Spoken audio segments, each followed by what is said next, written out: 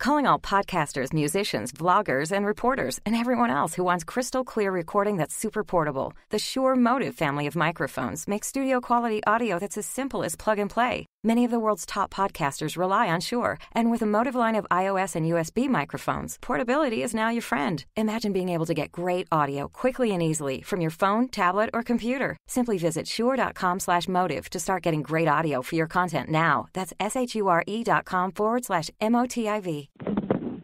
Blog Talk Radio.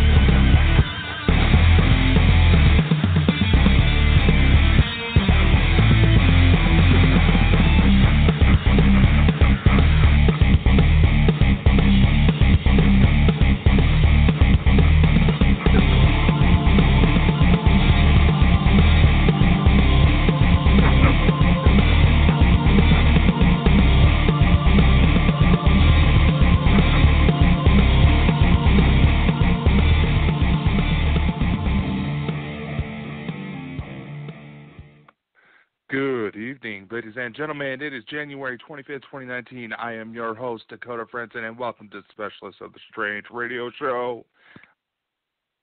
Tonight I got a special project that I'm going to announce. I call it the Letters Through Time Challenge. Since everybody seems to be obsessed with doing potentially harmful, crazy challenges that they see on random social media just because it looks cool and you gotta get views. Why don't we participate in a challenge that actually does something to benefit us? Yes, and something that you can do from the comfort of your home, from the comfort of your couch, or the comfort of your bed, or the comfort of a chair, and not have to potentially end up killing yourself over doing something potentially stupid. I got something special for you, and it is part of a larger, grander scale. So if you are interested, continue listening. I call this the Letters Through Time Challenge. Have you ever been in a situation where it seems like the world is at your throat, nothing's going your way, and you just want some sort of sign that it's all gonna be okay? Or what about the significant other you're with? Wouldn't you like a little heads up to know whether or not they're going to cheat on you, or if they're going to be the one, the true love, the one we are all searching for, we're all dying for, we are all riding like Disney princesses for? Or how about the new job, or if you took a risk and took a bet, or invested some money in business, or bought that lottery ticket. Wouldn't you like to know from a future self whether or not something turned out? Or are you a fan of the Brad Paisley song Letter to Me? Similar concept. This is often a method recommended by therapists to their patients as a way of trying to cope with past life experiences, not past life like in reincarnation, but you know what I mean. Past life experiences for them to process how it affected them and be able to move on. I got the idea for a book which will come out March 30th. It also happens to be a very, very, very, very, very, very, very, very, very special friend of mine's birthday that day. That's not why it turned out that way. It was by accident, but she probably wondered a few of my quirks, so this will probably answer a few of her questions she might have had about me, but it's didn't want to ask because she didn't want to seem rude. Yes, she. I said she. I was talking to her earlier. She knows I love her with all my heart. So anyway, back to what I'm doing. I'm calling this book Dear Coda, The Letters You Wish You Had. It is scheduled for March 30th of this year. And with this, it is going to be an autobiographical collection of letters sent through time. Letters sent to important moments in my life. Points where I cheated death, important ghost hunt cases, exorcisms, my own personal tragedies, relationships, things like that. It will reflect on lessons learned, events that you will find out unfolding, things like that. Because honestly, wouldn't it be kind of nice if somehow we were able to get letters from our future self saying, hey, don't be stupid, don't do that, or don't do that, don't do that, or do this. It turns out real good. Trust me, it's going to be real good. Wouldn't that be nice? But because time travel is such a difficult thing to do, this is the next biggest thing. Because the idea behind turning these self-help letters into a book to try to help others who might be experiencing something very similar. Now, will you have moments where you bounce from, using pop culture references, where you bounce from events in A Child Called It to the show Supernatural, then to the, regular boring life? Will you have something that bounces around like that, where you bounce from a normal day job to Hollywood at night? You never know. I do not know. I would like to meet some of you if you do, because I think we might have a lot to discuss. But this is going to be a matter of personal reflection and also a way for people who might need that boost, who might need that help, to see that there are others out there experiencing the exact same thing. In fact, honestly, when it comes to some of my personal stories, and despite me being such a well-known rambler, I honestly don't like talking about a lot of the stuff I've gone through in my life. Just because it's negative and toxic, and I've done everything I can to just completely get that out of my life to where it no longer can affect me. I'm moving on. I'm a lot better mentally, physically, spiritually because of it. I don't like to share my own stories unless I think it can help someone. And for some of you who have listened to previous shows who know about the Olivia paradox, which is the label for the time travel, time travel / archangel / coming back from the dead incidents I've gone through in my life. I'm not going to go through that story again, but it'll be covered in this book that I'm writing. And I wanted to go over a few things. If you decide to try to do something like this yourself, in fact, I hope some of you do, because we've all got a story to tell. Even if we've been able to be lucky not to experience some of these hardships, anytime, whether it's just maybe you're dealing with a mental disorder, maybe you've had a physical illness that you have had to combat, maybe you had some sort of medical abnormality that has caused your life to be different from normal people. Maybe you're a soldier who experienced combat, and I understand. I understand There could be a lot of information in what happened that you cannot share due to national security reasons. I am not asking you to compromise that. I'm also putting this as a public safety notice because I am aware of some federal parties who happen to listen into some of my stuff and be fans. So I understand. I'm just putting that out there before you all start trying to yell at me. Maybe you're a police officer, fireman, or maybe you got some funky stories from when you worked retail. Whatever the case may be, let's get our own stories out there to help one another. In the book, when it's released, I'm going to go a bit more into detail of some of the rules. I want to cover some of it now, but anybody who's known me long enough knows that I'm a better writer than I am a speaker, and I sometimes cannot shut up, my record being 3.5 hours of nonstop talking of random bullshit that came to my mind. I know this because my younger sister actually timed me. Anyway, back to the show. So I'm just going to share some basic rules that are more along the lines of rules of thumb to keep you from getting into trouble, things like that. Be careful whose names you share. Alter the names of other people involved, especially if it's an ex or if it's the name of a business you used to work for that you don't exactly have the best of memories with. Feel free to change those names so you can avoid being sued. Simple as that.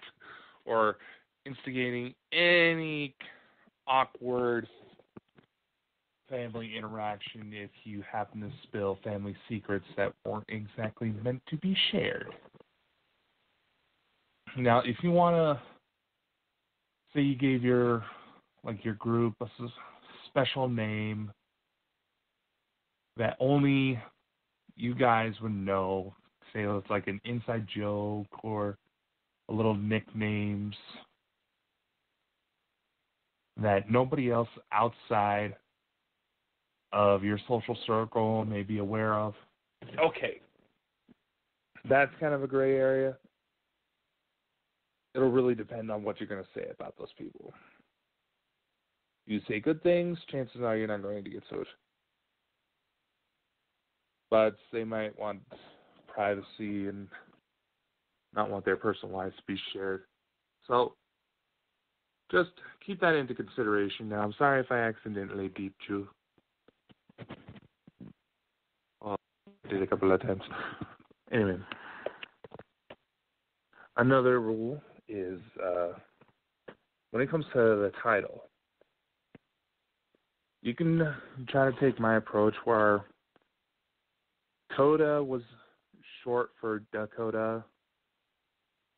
A lot of my friends and I used to get called, my friends, some of my family members occasionally still call me. I don't really care, but they called me that when I was a kid. And being that this book is a reflection of personal matters, letters addressed to my younger self, it just seemed fitting.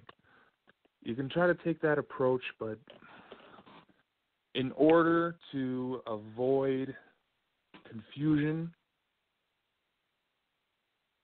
with other people who may have similar nicknames to you, feel free to get a little creative.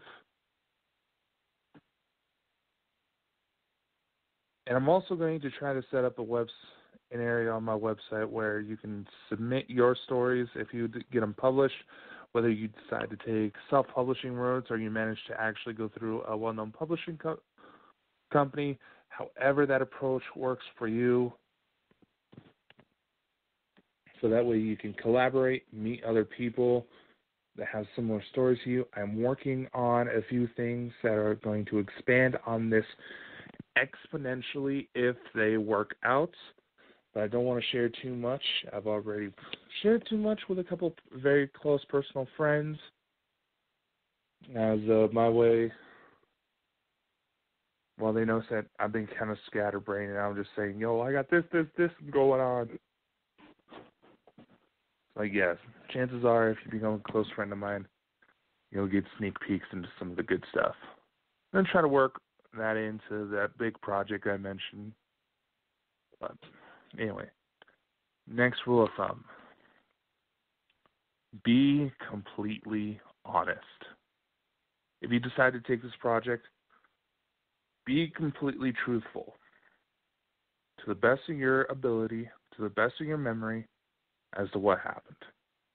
Like I said, if there was a particular business you used to work at one point or currently do work at, and you don't want to compromise your job or avoid potentially getting sued for defamation, feel free to change the names. Change the names to other people involved so they'll have less grounds to potentially sue you on,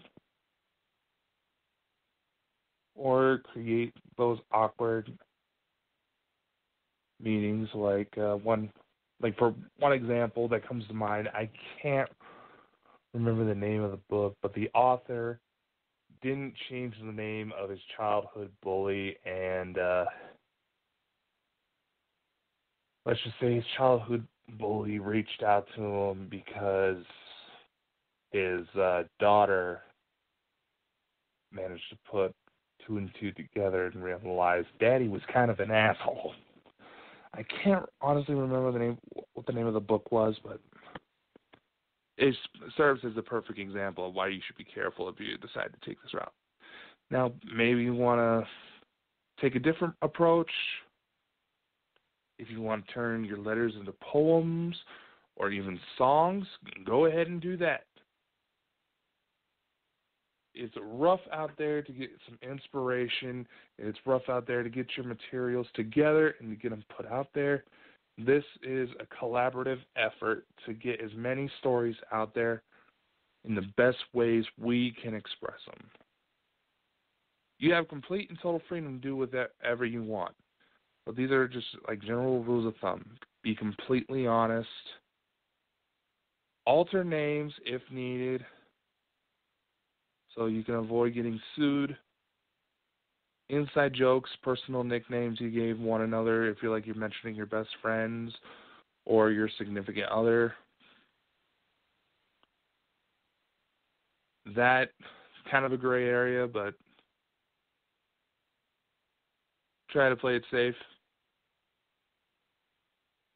And share the story with others in whatever way you can. It's as simple as that. Letters Through Time Challenge is going to be a reflection of who we are as people and maybe help us develop ourselves further and help others. This is going to be the first domino because I've already started writing mine. It will come out March 30th. I also have some more updates going to be coming soon, but I don't want to spoil anything. And I think I'm going to call the episode early because that's all I really had to say. I hope you enjoyed this episode. I hope to see you next time. If you have any questions, please leave a like, comment, message me on Facebook, Snapchat, Instagram, YouTube, whatever. And let me know your thoughts on this. Let me know if you think it's a good idea. Let me know if you will want to try to participate, because this is going to be a situation where we'll take as many hands as we can get to pull this off. Because honestly, you may think that no one wants to hear your story. And there might be people that try to say, oh, well, you're just trying to make it sound like, oh, you had it worse. Everybody's pain is equal. Yeah, okay. I just want to address these people first that might try to shoot this down. Yes, other people may have suffered more than you. Yes, in a way,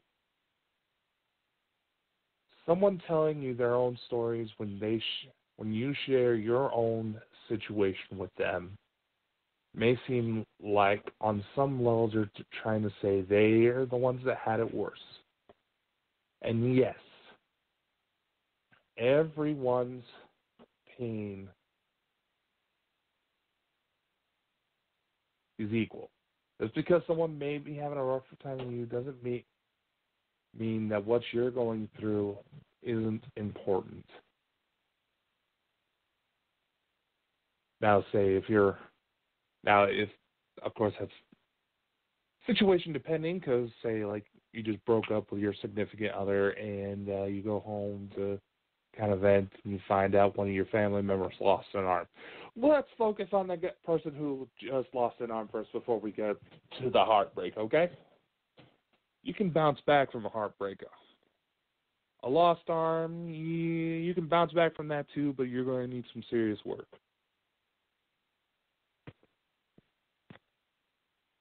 But nevertheless,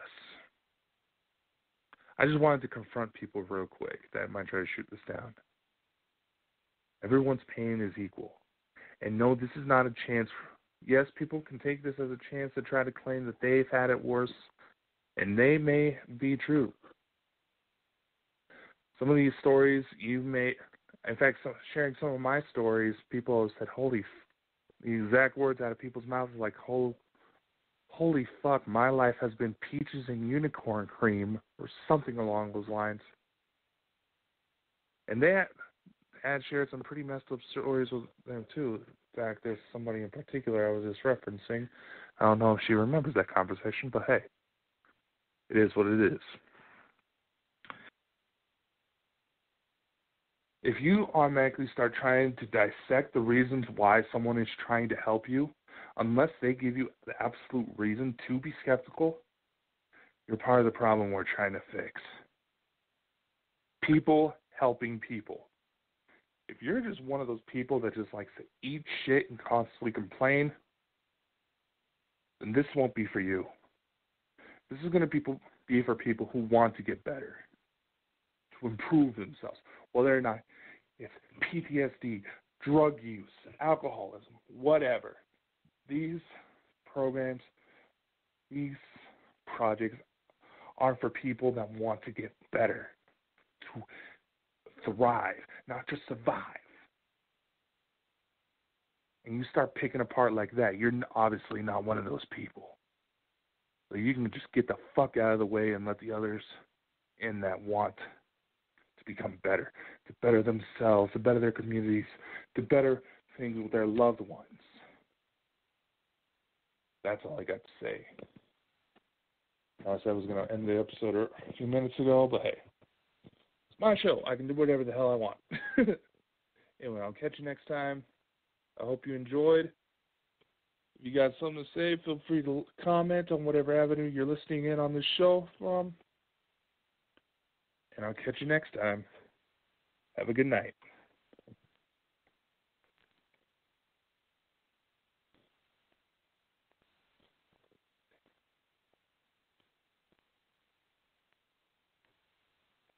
For over 9 decades, Craftsman tools have been found in toolboxes and garages across the country. After all these years, they finally found their way home to Lowe's. Trusted in the hands of fixers, doers, and weekend warriors, you can be sure you can trust them in your hands too. Find an ever-growing selection of Craftsman mechanics and power tools, tool storage, and more in-store and online at Lowe's.com. So whatever tool your job demands, Lowe's has just the tool for it. Lowe's, the new home of Craftsman.